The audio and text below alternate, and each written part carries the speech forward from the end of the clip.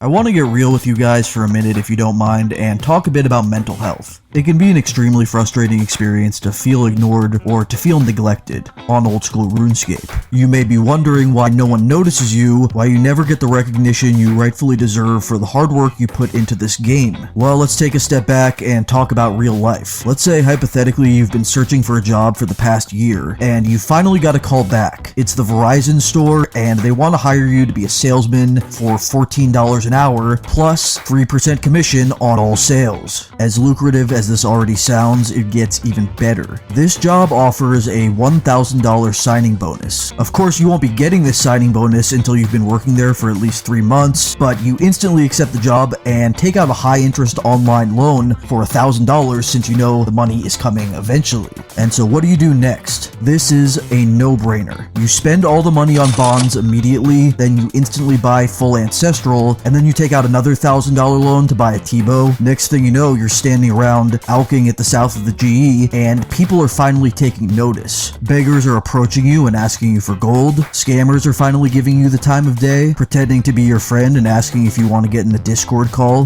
Just like that, you have become an overnight sensation. There's only one massive problem. There is a small yet annoying contingency of individuals that are calling into question the legitimacy of your wealth, and they're growing louder and louder. You need to shut these people the fuck up, and here's how you're gonna do that. Now, of course, you aren't ever gonna admit to buying bonds with real money, and the sooner you get that through your head, the better. But before you convince others that you aren't a bondy, you have to convince yourself. There are a few good mental tricks you can employ here to make your delusions a reality. You can, for instance, think about how if you just got luckier drops, you wouldn't have actually had to buy these bonds. Technically, there are people who have gotten back-to-back shadows in TOA, or gotten a third age pick off of one clue. Just imagine that was you. The fact that you've never done a clue or TOA or any boss for that matter is completely irrelevant in this case because you're going to commit hard to being delusional. Another thing you can do here is take out another online loan and use it to undergo hypnosis in an effort to change how you remember the event of you actually buying the bonds. If you want to be preemptive with all of this, you should actually get blackout drunk while you're in the process of buying them so that there's a chance you won't actually remember doing it. In your mind, you just started drinking and playing RuneScape and then you woke up the next day with 2 bill. You don't really have to think about it too much past this point.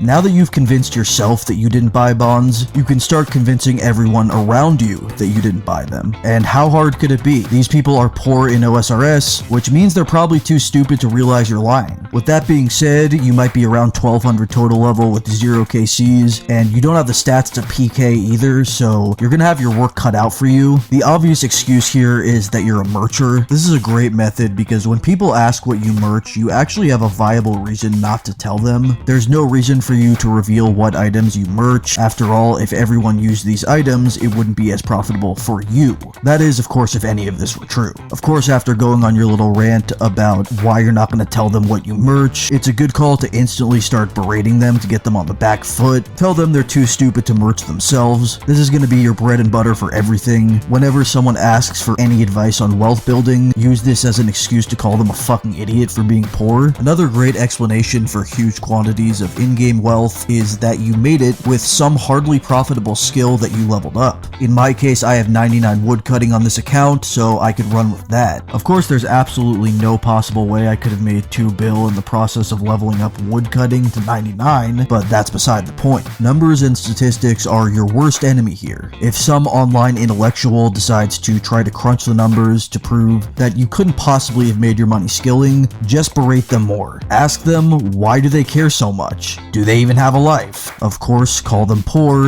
You're going to be doing this constantly, but most importantly, don't give any ground whatsoever. Because here's a little secret about statistics. They don't matter as long as you keep shouting over the person that's providing them. Ignore the math and insist they are wrong. Try to derail their argument by insulting them, and if that fails, just act like you're too rich to talk to them. If you really have a loose relationship with the truth, you could start claiming that you killed a ton of bosses. You just did it before KC started getting tracked on the high scores over 4 years ago. You might get people asking annoying questions like, how did you do a ton of bosses with your garbage stats? Or why you haven't leveled up your account at all in the last 4 years. This gives you a perfect platform to call them bad at the game, and then further gaslight everyone around you into thinking that anyone can do any boss with any stats, provided granted, they don't suck. I also mentioned earlier it's pretty clear that you don't have the stats to PK. This, however, doesn't stop you from lying and saying you PK'd for all your gold, because the deeper you get into these justifications, the less it has to make sense. In fact, you don't want to be known as the guy who makes sense, you want to be known as the guy who makes gold. You've already gone through the extremely taxing emotional labor of convincing yourself that you built your bank from the ground up.